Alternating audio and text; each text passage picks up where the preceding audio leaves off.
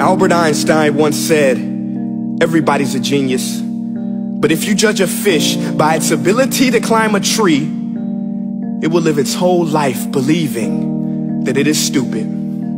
Ladies and gentlemen of the jury, today on trial we have modern day schooling. Glad you could come. Not only does he make fish climb trees, but also makes them climb down and do a 10-mile run. Tell me, school, are you proud of the things you've done? Turning millions of people into robots, do you find that fun? Do you realize how many kids relate to that fish?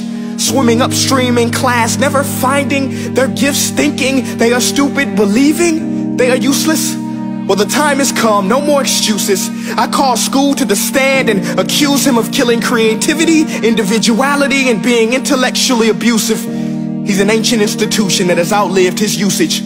So, Your Honor, this concludes my opening statement, and if I may present the evidence of my case, I will prove it. Proceed. Exhibit A. Here's a modern day phone. Recognize it? Here's a phone from 150 years ago. Big difference, right? Stay with me. Here's a car from today, and here's a car from 150 years ago. Big difference, right? Well, get this. Here's a classroom of today, and here's a class we used 150 years ago. Now ain't that a shame? In literally more than a century, nothing has changed. Yet you claim to prepare students for the future? But with evidence like that, I must ask, do you prepare students for the future or the past?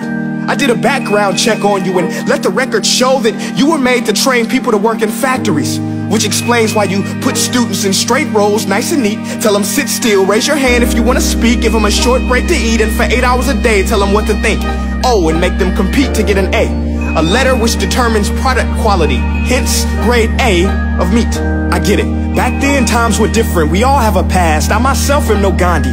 But today, we don't need to make robot zombies. The world has progressed. And now we need people who think creatively, innovatively, critically, independently, with the ability to connect. See, every scientist will tell you that no two brains are the same.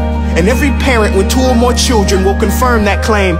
So please explain why you treat students like cookie cutter frames or snapback hats, giving them this one-size-fits-all crap. Watch your language. Sorry, Your Honor, but if a doctor prescribed the exact same medicine to all of his patients, the results will be tragic. So many people will get sick, yet when it comes to school, this is exactly what happens. This educational malpractice, where one teacher stands in front of 20 kids, each one having different strengths, different needs, different gifts, different dreams, and you teach the same thing the same way?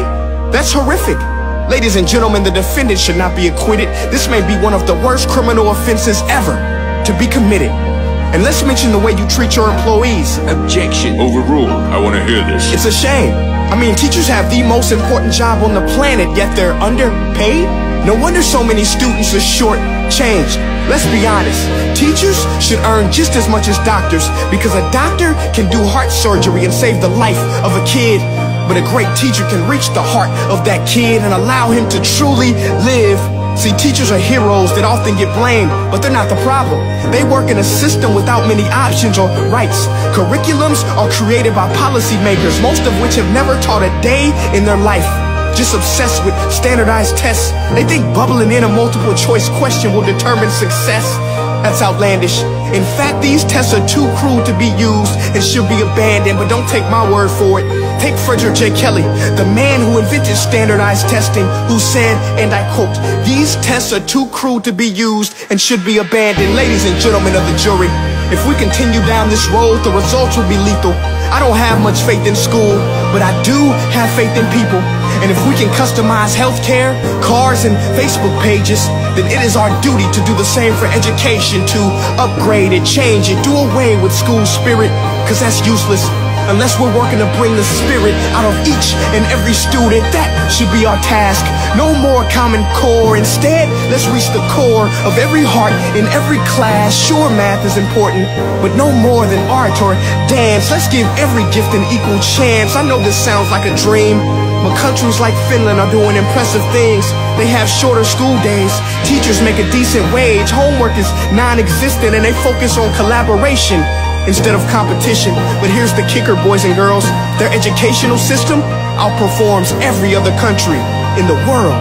Other places like Singapore are succeeding rapidly. Schools like Montessori, programs like Khan Academy. There is no single solution, but let's get moving.